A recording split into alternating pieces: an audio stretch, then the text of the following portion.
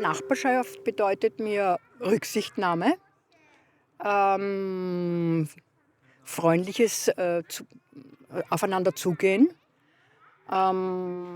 Solidarität vielleicht auch, ja. Das Einfachste, sage ich jetzt einmal, ist einfach im Stiegenhaus grüßen. Entweder auf der Straße oder in dem Fall halt im Hof grüßen, im Stiegenhaus grüßen. Aber dann schon auch, vor allem jetzt auf uns bezogen, wenn wir auch Jungfamilie sind, einfach mit anderen Jungfamilien einfach am Spielplatz im Hof beisammenstehen und mit denen dann wir plaudern, während die Kinder einfach miteinander spielen. Das ist für mich einfach auch schon Nachbarschaft. Nachbarschaft für mich bedeutet Zusammenhalt, füreinander da sein, wenn es mal irgendwelche Probleme gibt, einfach mal anklopfen können und nach irgendwas fragen können. Dass man irgendwie versucht, gut miteinander auszukommen und halt irgendwie leben und leben lassen. Also das ist ähnlich wie eine kleine Familie, wie man sagen könnte, finde ich das, ja. Wo man immer wieder mal fragen kann, mal Tipps und Ratschläge oder sich informieren kann, wenn er beispielsweise irgendwas Probleme hat, gleich Trost finden tut auch, ja.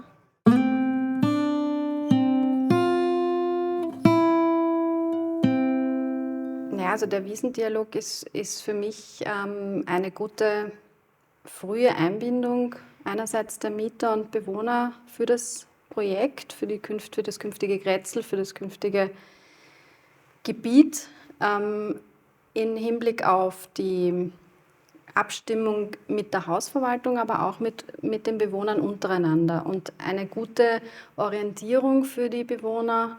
Wie weit können sie sich einbringen, wie weit können sie sich bewegen, auch in ihren Wünschen, in ihren Vorstellungen vom Wohnen und ja, was können sie dabei beitragen?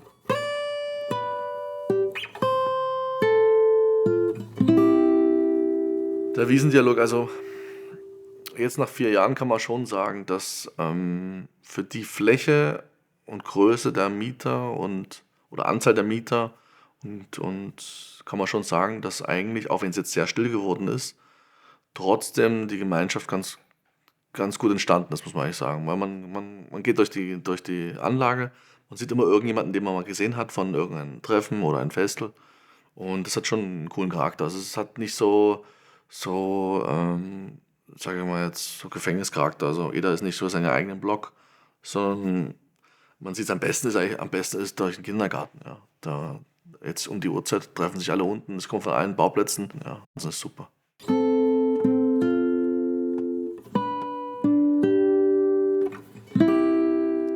Was jetzt wirklich ein Zusatzeffekt ist, wenn man das bauplatzübergreifend und fürs ganze Quartier betrachtet.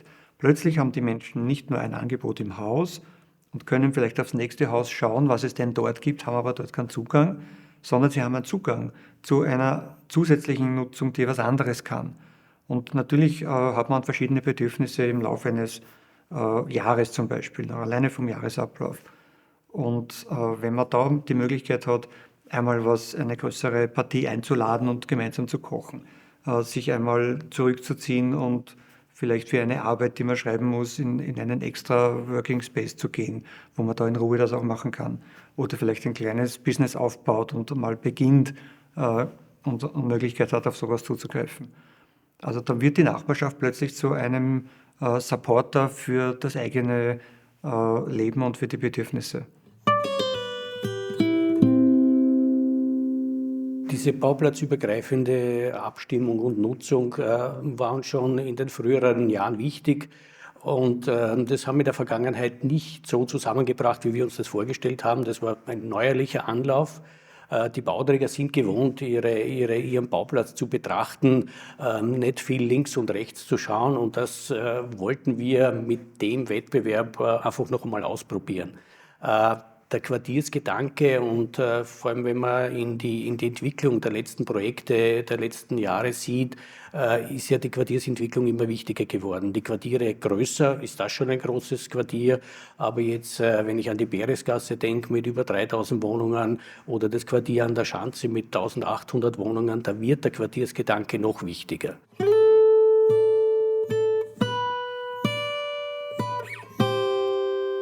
Das Besondere an dem zweistufigen Verfahren war, dass wir relativ lange in dem Team zusammengearbeitet haben. Das heißt, das Team der Grundeigentümer, also Wien Süd, Wohnfonds Wien, Mischek, gemeinsam mit den Siegerprojekten vom Bauträgerwettbewerb, haben relativ viel Zeit miteinander verbracht, hier dieses Quartier zu entwickeln. Ja.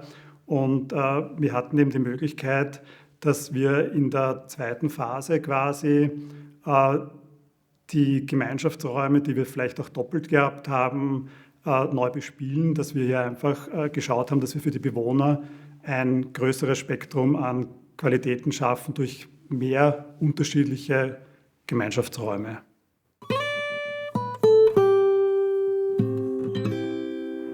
Was sich hier wirklich angeboten hat an mehr Chancen, war, dass wir einen wirklich großzügigen Kinder-Jugendspielplatz machen konnten. Also diese durch eine besondere Topografie gekennzeichnete Spielfläche, die kostet natürlich auch mehr. Die Chance gibt es uns eigentlich nie. Und dadurch, dass hier mehrere Bauträger zusammen das finanziert haben, konnten wir das durchdrücken, würde ich einmal sagen. Also vom Wiesendialog erfahren habe ich eigentlich erst, als wir den Mietvertrag schon unterschrieben haben und die ganzen Papiergeschichten erledigt haben. Da haben wir dann gleich so eine Mappe mitbekommen, wo eben so ein paar Informationsblätter vom Wiesendialog selber drinnen waren. Und durch das bin ich dann auf das drauf gestoßen eigentlich.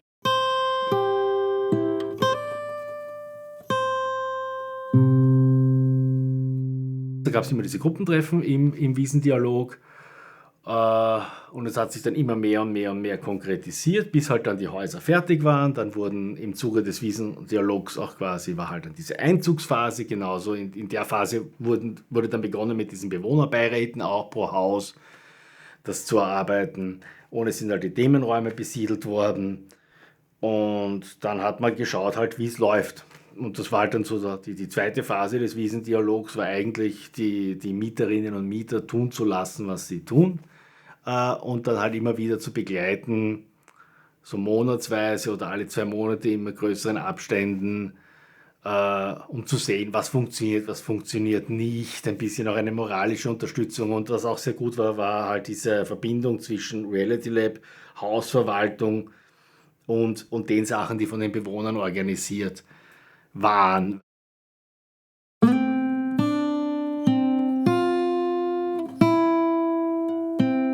Ja, also das ist, wie allgemein der Aufbau von den Gruppen ist eben, also von den ganzen Räumlichkeiten und wer zu was gehört auch, ja. Da man auch richtige Kontakte knüpfen kann miteinander. Das fand ich super.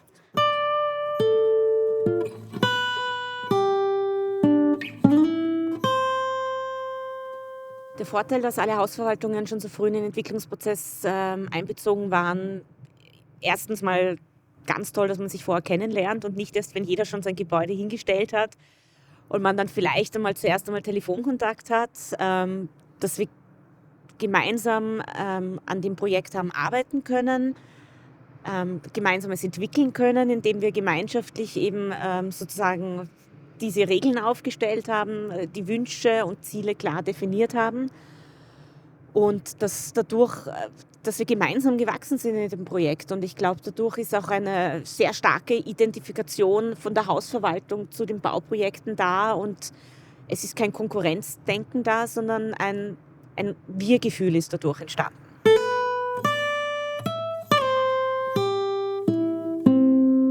Schlüsselmomente in diesem Prozess waren auf jeden Fall mal für uns quasi so dieser wichtigste Meilenstein, dass wir einfach geschafft haben, die Schwierigkeit zu lösen, dass wir uns wechselseitig keine Kosten verrechnen dürfen. Dass wir hier eigentlich es gemeinsam geschafft haben, hier diese Lösung zu finden, die Gemeinschaftsräume nach der Wohnnutzfläche quasi prozentuell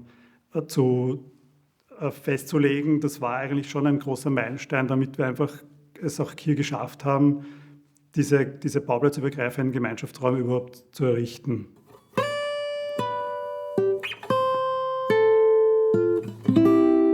Also für die IBA Wien ist es total wichtig, dass wir nicht nur die Gebäude selbst, dass die gut werden, sondern dass es zu Nachbarschaften wird, dass es Quartiersentwicklung gibt und dass es bauplatzübergreifende Lösungen gibt. In der Wiesn Süd ist da das Pionierprojekt ganz eindeutig und man muss sagen, es ist nach wie vor das Vorzeigeprojekt, auch wenn schon einige Jahre jetzt ins Land gezogen sind. Da kann man viel lernen, wie es möglich ist, ganz verschiedene Angebote in einem Quartier eben in verschiedene Gebäude verteilt herzustellen und anzubieten. Und im Endeffekt für die Bauträger ist das gut, weil die können reduzieren, die können eigentlich sich auf einen Raum konzentrieren, der was Besonderes kann. Und für die Bewohnerinnen und Bewohner und für die, die hier arbeiten und zur Schule gehen oder was immer, ist das ein absoluter Hit.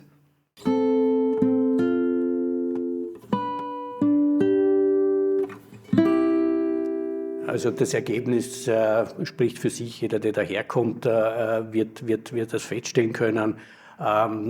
Für uns hat sich das in mehrfacher Hinsicht bestätigt. Ich war mit sehr vielen Delegationen, großteils ausländischen Delegationen hier und die waren alle restlos begeistert, wie umfassend das Angebot ist an Gemeinschaftsräumen, wie die Organisation ist, wie viel Leben hier auch zwischen den einzelnen Objekten im Freibereich stattfindet. Auch, dass man vor allem im Wettbewerbsgebiet keine Bauplatzgrenzen erkennt. Also dieses Freiraumkonzept ist schon sehr gelungen, nicht nur in der qualitativen Ausführung, sondern auch in der konzeptionellen, hier wirklich die Freiräume erlebbar zu machen. Und die Auszeichnung, zumindest eines der Projekte mit dem Wiener Wohnbaupreis, glaube ich, spricht auch für sich. Und da hat dieses Projekt sicherlich auch von der gesamten prozessualen Entwicklung mit profitiert. Und das hat diese internationale Jury auch mit dieser Würdigung sehr klar zum Ausdruck gebracht.